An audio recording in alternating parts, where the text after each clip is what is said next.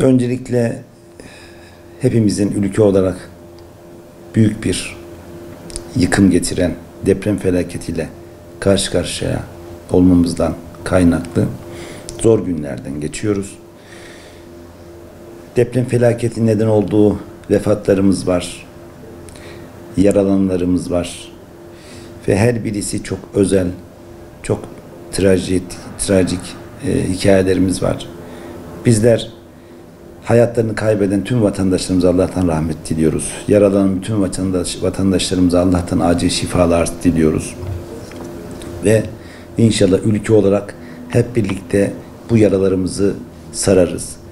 Elbette ki birçok kamu çalışanı hayatını kaybetti ve çok sayıda eğitim çalışanı da hayatını kaybetti.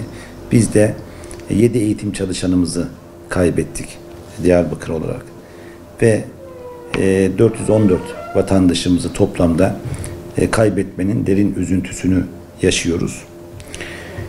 Diğer taraftan Milli Eğitim Bakanlığı'nın açıkladığı bir takvim oldu ve 1 Mart itibariyle Diyarbakır'ın da içinde olduğu bazı illerde eğitim öğretime başlanacak. Tabii bu kolay olmayacak ama şurası bir gerçek ki normalleştirmeyi ne kadar erken başlatabilirsek, hayatı ne kadar çok erken sürede normalleştirebilirsek bu travmayı daha kolay atlatabileceğiz veya daha kısa süreli atlatma imkanı elde edeceğiz. Bu yüzden okulların açılmasını bu açıdan çok önemli bir eşik olarak değerlendiriyoruz. Elbette depremden sonra oluşan travma sonrası stres bozukluğu belirtileri gösterecektir çocuklarımız. Bunları tespit edip gidermeye çalışmak için mutlaka oryantasyon eğitimlerini deprem bilinciyle birlikte vermeliyiz. Çocuklar, özellikle öğrenci okul çağındaki çocuklar normal çocukluk deneyimlerinin ve normal çocukluk dönemlerinin yaşantılarının tümüyle dışında bir süreci deneyimlediler ve yaşanan travmanın elbette bir şiddeti olduğu, bu travmanın türü kişilik özellikleriyle birleştiğinde belki çocuklarda fonksiyonel olmayan bir takım belirtiler meydana getirecek ve bunlar kimi çocuklarda uzun süreli olacaktır, kimi çocuklarda daha kısa süreli olacaktır. Buna ilişkin tabii bir eğitim, psikososyal eğitim gerekli olacaktır. Çocukların kaygı, depresyon ve psikosomatik bozukluklarını gidermeye dönük ayrı bir eğitim elbette şart görünüyor. Diğer taraftan eğitim öğretime başlayacağımız sırada tabii çocuklarımızın akademik derslere odaklanmaları zaman alabilir. Yani bu süreci sabırla atlatmalarına yardımcı olmamız gerekiyor. Eğitimin bütün çalışanları ve bileşenleri olarak eğitim, öğretimin normal rutinini devam ettirme konusunda el birliği yapmamız gerekiyor. Bu konuda çabalarımızı bir araya getirmemiz gerekiyor ve bir an önce eğitim öğretim açısından da sürecin normal bir seyir kazanması konusunda hepimizin destek vermesi gerekiyor. Bir destek çalışanı şeklinde rol üstlenmesi gerekiyor. Tabii yaşadığımız travma çok ağır bir deneyimi önümüze çıkardı. Elbette bunun yansısı çok farklı olacaktır. Belki yıllara sari bir takım sonuçları doğuracaktır. Ama bizim bu süreci olabildiğince atlatmaya dönük bütün çalışmalarımızı ve çabalarımızı bir araya getirmemizde çok gerekli görünüyor. Bu açıdan bir kere bizim bir hasar tespit yapmamız gerekiyor. Elbette okullarımızın eğitim öğretime açılmasını bir takvim ölçeğinde değerlendirdiğimizde bütün okulların dayanıklık ve sağlamlık testinden geçirilmesi gerekiyor. Fiziki açıdan bütün okullar dayanıklı ve sağlam olduğu kesin raporlara bağlanmadan o okulun eğitim öğretimi asla açılmaması gerekiyor. Ve bu konuda uzman ekiplerin, bütün okulların, eğitimin yapıldığı bütün kurumların dayanıklı ve sağlamlık testini yapmaları ve bunu kamuoyuyla şeffaf bir şekilde paylaşmaları çok yararlı olacaktır. Diğer taraftan okulların hasar durumunun çok iyi yapılması gerekiyor. İleride bir takım artış şokların da gerçekleşme olasılığını göz önünde bulundurarak bu açıdan okulların gelişecek artış şoklara karşı da dayanıklı durumunda göz önünde bulundurup eğitim öğretime bu yönüyle açmak gerekiyor veya açmamak gerekiyor. Bu süreci bu açıdan çok sıkı bir denetimle sürdürmek gerekiyor. Bunu yaparken okulun bütün bileşenleriyle bu durumu paylaşmak ve bu konuyu onlarla şeffaf bir şekilde katılımcılık ilkesinde dikkate alarak yönetmek gerekiyor. Bunun için çocuklarımızın, öğrencilerimizin velilerinde bu süreçten haberdar etmekte bu süreçte elzem görünüyor. Diğer taraftan tabii yaralanan çocuklarımız olabilir. İl dışına veya il içine yönelik doğru bir hareketlik yaşayan çocuklarımız olabilir.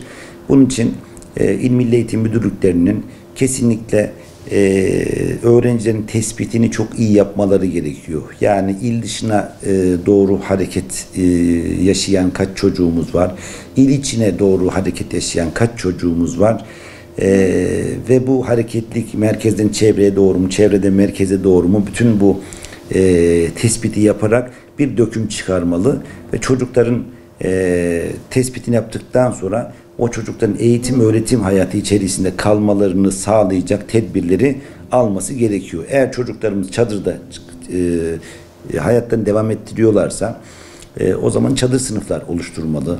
Hastanede yaralanan çocuklarımız için Milli Eğitim Bakanı'nın hastane sınıfları açacağı haberini paylaştı Bakan Bey. Bu kıymetli bir şey. Diğer taraftan çocuklarımız misafir olarak bulundukları bir takım bölgelerde ikamet ediyorlarsa o zaman oraya misafir sınıflar açmak gerekiyor. Bir şekilde eğitim öğretimi bütün çocukların ulaşabileceği sınırlara genişletmek gerekiyor. Diğer taraftan tabii bu süreci sadece öğrencilerimiz, çocuklarımız yaşamadılar. Aynı şekilde öğretmenlerimiz de ve diğer eğitim çalışan arkadaşlarımız da bu süreçten çok ciddi bir şekilde olumsuz etkilendiler. Dolayısıyla yani binlerce kişi ağır hasarlı evlerden çıkmak zorunda kaldı. Belki bu sayı 10 binleri aşacak bir rakama tekabül edebilir. Dolayısıyla evsiz kalan öğretmenlerimiz olabilir. Evsiz kalan eğitim çalışan arkadaşlarımız olabilir. Bu süreçte onların da kalabilecekleri uygun yerlerde oluşturmak gerekiyor. Bir taraftan eğitim öğretim sadece öğrenciyle değil, aynı şekilde öğretmenle de yapılan bir süreç. Öğretmenle de devam ettirilen bir süreç. Dolayısıyla öğretmenlerimizin de bu süreçte ikametgah ile ilgili kalıcı konut bulma sorunuyla ilgili durumları araştırılmalı ve bu konuda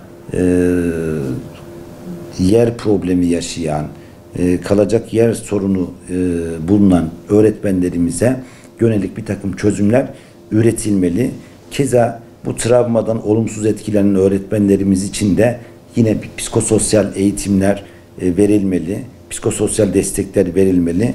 Öğretmenlerimizin de bu travmatik durumu atlatmalarına yardımcı olabilecek bir takım destekler de açıklanmalı. Bu da önemli. Tabii diğer taraftan elbette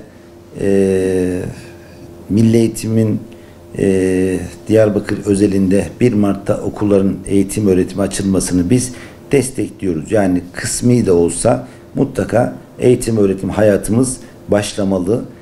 Normalleştirme ve normalleşme süreci için biz bu takvimin öne çekilmesini değerli buluyoruz. Yani ötelenmesini çok doğru bulmuyoruz.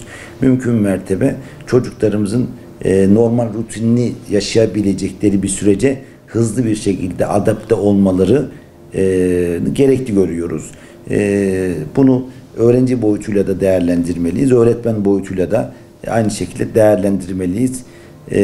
Diğer taraftan tabii biz öğrencilerimizin ihtiyaçlarını mutlaka gidermeliyiz. Bu noktada eğitim öğretime adapte olmaları için gerekli olan yan bir takım unsurları, yan faydaları da gözetmeli. Bu noktada öğretmenlere, öğrencilerimize destek verirken her türlü ihtiyacını göz önünde bulundurarak gerekirse ders kitabının yanında kaynak kitaplar noktasında sınava hazırlanan çocuklarımızın yine sınava hazırlıklarını destekleyecek türden bir takım teşvikler, bir takım olanaklar oluşturmalıyız. Milli Eğitim Bakanlığı'nın destekleme yetiştirme kurslarını tüm derslere yayarak ve bütün öğrencilerin faydalanabileceği bir şekilde sunacak olması çok değerli. Bu destekleme ve yetiştirme kurslarının yanı sıra gerektiğinde bu tür öğrencilerimiz için bir takım telafi eğitimlerini de yapmak gerekiyor. Ek destekler vermek gerekiyor. Çünkü bu çocuklarımızın derse odaklanmaları, akademik bir takım akademik süreçlere odaklanmaları daha zaman alabilir. Daha geniş bir zaman gerektirebilir. Bu anlamda çocuklarımızı hızlı bir şekilde desteklemek adına çocuklarımızı bu tür faydalarla karşılaştırmamız gerekir. Bu tür faydaları da çocuklarımızın imkan alanlarına kavuşturmamız gerekir. Hani çocuklarımızın bir yandan eğitime devam etmelerini sağlarken diğer taraftan hem psikososyal ve ruhsal durumlarını güçlendirici ve onarıcı bir takım sosyal destekler de oluşturmak gerekiyor ve sosyal desteği artırıcı imkan ve koşulları oluşturmak gerekiyor. Çocuklarımızın eğitim öğretim ortamı değişebilir, mahallesi değişebilir. Dolayısıyla okul çevresi değişebilir. Bunun göz önünde bulundurarak çocuklarımızın bulunduğu ortama, sınıfa, okula, yaşadığı travmanın etkisiyle uyum sağlaması da güçleşebilir. Bunu göz önünde bulundurarak bu çocuklarımıza öğretmenlerimizin, okul çalışanlarımızın daha ilgili olmaları, bu çocuklarımızı özel olarak değerlendirmeleri de yerinde olacaktır. Keza bu bilincin okul içerisinde ve sınıf içerisindeki diğer çocuklara da taşınması değerli bir katkı olacaktır. Bunu da ifade etmekte yarar görüyoruz. Şimdi yatırım programında olan okullarımız var. Dolayısıyla ihale aşamasına gelmiş okullarımız var. Ve yeni yapılan tespitlerle ağır hasar veya orta hasar durumu raporlaştırılmış okullarımız var.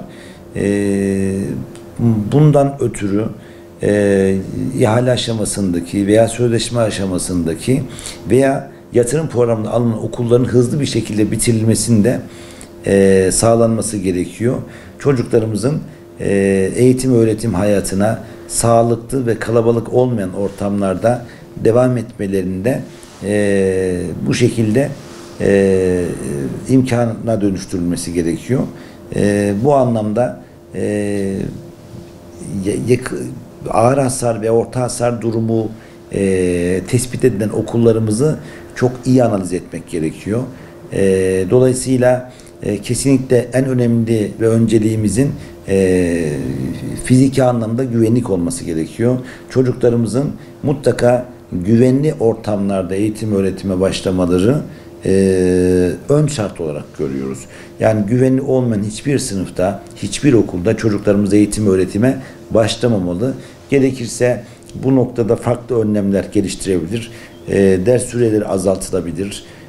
Eğitim türü normal eğitimden ikili eğitime çıkarılabilir.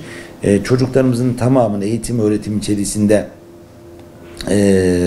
almakla birlikte ama kesinlikle ve kesinlikle onların eğitim öğretime güvenli bir şekilde başlamalarının da öncelikli konu olduğunu da göz ardı etmememiz gerekiyor.